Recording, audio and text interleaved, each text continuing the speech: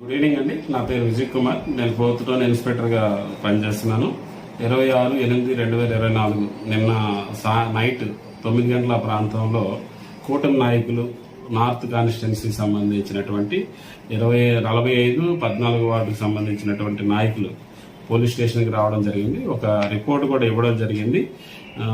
Akkayyapalem signal point వద్ద GVMC green బెల్ట్లో ఎలక్షన్కు before YCP నాయకులు ఒక వైసీపీ జెండా స్తంభాన్ని ఆవిష్కరించినట్లు ఫిర్యాదులో పేర్కొన్నారు.